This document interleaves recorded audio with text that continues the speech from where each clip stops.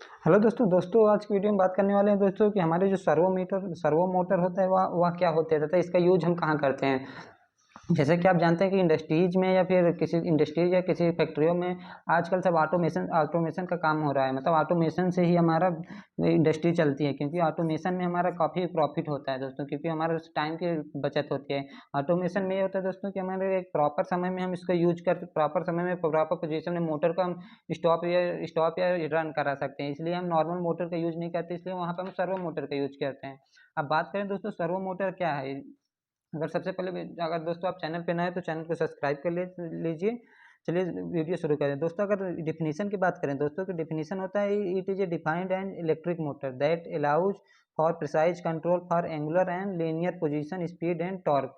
मतलब दोस्तों यह एक इलेक्ट्रिक मोटर है जो हमारा एक प्रिसाइज कंट्रोल करती है। मतलब एक परफेक्ट कंट्रोल के लिए हमें सर्वो मोटर का यूज किया जाता है। यह एंगुलर तथा लीनियर का मतलब है, यह दो टाइप्स का होता है। एक एंगुलर के मतलब एंगुलर रूप में चलता है तो एक तथा लीनियर रूप में चलता है।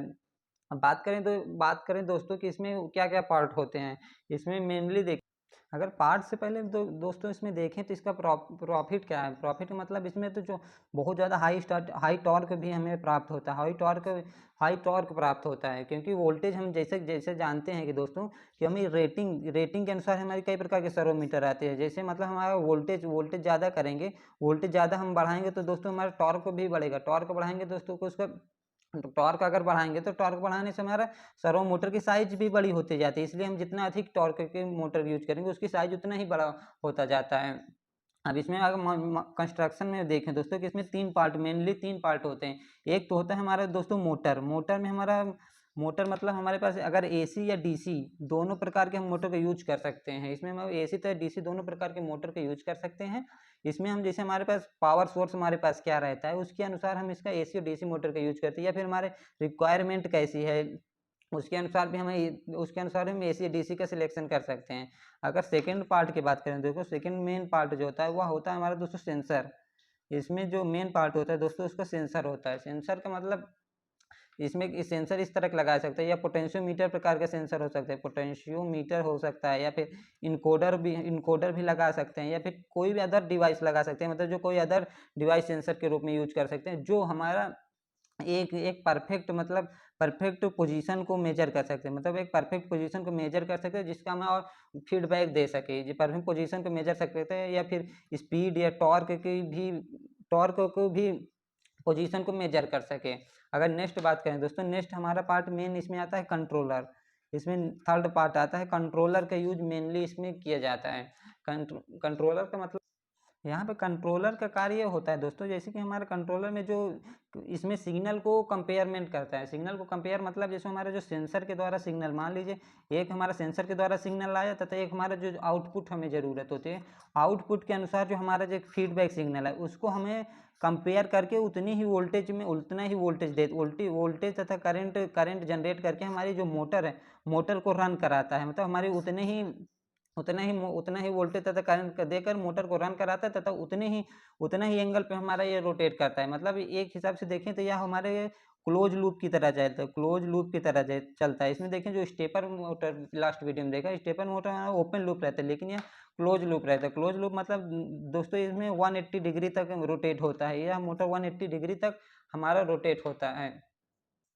कंट्रोलर में दोस्तों ज़्यादातर हमारा कंट्रोलर में माइक्रो कंट्रोलर का यूज किया जाता है। मैक्सिमम कंडीशन में दोस्तों हमारा माइक्रो कंट्रोलर का यूज किया जाता है। अब इसकी वर्किंग की बात कर लें दोस्तों कि इसमें जो वर्किंग होता है वह कैसे होता है।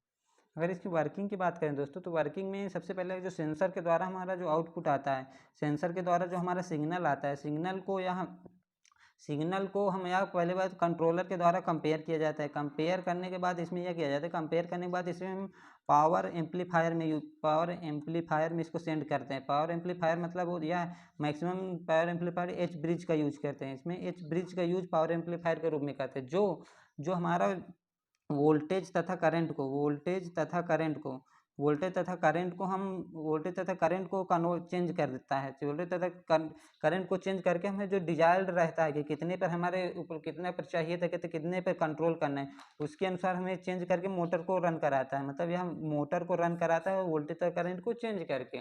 इस तरह इसका वर्किंग होता है कि नॉर्मली वर्किंग है कि सेंसर द्वारा सेंस करा के उसमें कंट्रोलर से कंपेयर करता है। कंपेयर करने के बाद इसे पावर एम्पलीफायर में सेंड करके वोल्टेज तथा करंट को उसमें चेंज करके दोस्तों उसमें मोटर को हमारा रन कराता है। कितने समय के लिए हमारा वोल्टेज को चाहिए कि कितने टाइम के लिए हमारा कितना रन कराना है, या पूरा कंट्रोलर के द्वारा, माइक्रो कंट्रोलर द्वारा डिसाइड होता है।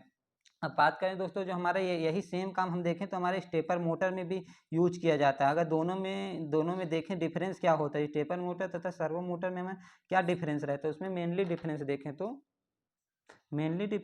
जो स्टेपर मोटर में, तो स्टेपर मोटर में आउटपुट फीडबैक नहीं रहता है, मतलब आउटपुट फीडबैक नहीं रहता है। जबकि हमारा सर्वो मोटर में आउटपुट फीड के अनुसार वो मोटर वर्क करते हैं, जिससे हमारा अगर किसी वर्क को फंक्शन करा रहे हैं तो आउटपुट के अनुसार वहीं पे वो मोटर जाके हमारा रुक जाता है। जबकि स्टेपर मोटर में हमारा अगर मोटर स्टार्ट हो गया तो मोटर स्टार्ट होने के बाद वहाँ पे हमारे जब तक उसको कट नहीं कराएंगे, कट मतलब उसको हम जैसे लिमिट स्विच या फिर किसी भी स्विच के द्वारा उसे कट कराने पर ही हमारा स्टेपर मोटर अब रुकता था। जबकि सर्वो मोटर में पहले से ही आउटपुट का फीडबैक उसमें जाता है, जो हमारा ऑटोमेटिक मोटर को स्टॉप कर देता है। अगर इसकी सबसे बात करें दोस्तों कि इसका एडवांटेज क्या होता है, एडवांटेज में देखें तो इसका पहला एडवांटेज आ जाता है दोस्तों। एडवांटेज में देखें तो इसका प्रिसाइज कंट्रोल रहता है, हाई टॉर्क हमारा मिलता है, हाई टॉर्क भी हमारे पास मिलता है, तथा फास्ट रिस्पांस में भी इसका कार्य होता है, फास्ट रिस्पांस होता है दोस्तों। तथा इसमें देखें तो वाइड रेंज में भी इसका यूज किया जाता है, काफ़ी बड़ी रेंज में भी इसका यूज किया जाता है। अगर इसका एप्लीकेशन देखें हमारा कहाँ कहाँ यूज होता है, एप्लीकेशन में देखें तो दोस्तों इसमें हमारे पास कई जगह, जैसे रोबोटिक्स में हम इसका यूज करते हैं, रोबोटिक्स हो गया, सीएनसी मशीन में हम इसका यूज कर सकते हैं, या फिर ऑटोमेशन फैक्ट्रियों में भी तो इसका तो मैक्सिमम यूज किया जाता है। इस तरह दोस्तों देख सकते हैं जो हमारा जो सर्वो मोटर होता है दोस्तों, उसकी वर्किंग कैसे होती है तथा यह वर्क कैसे करता है, तथा यह स्टेपर मोटर से कैसे डिफरेंट है। पूरी अगर जानकारी आपको पसंद आई है दोस्तों तो हमारे चैनल को सब्सक्राइब कर लीजिए। Thank you.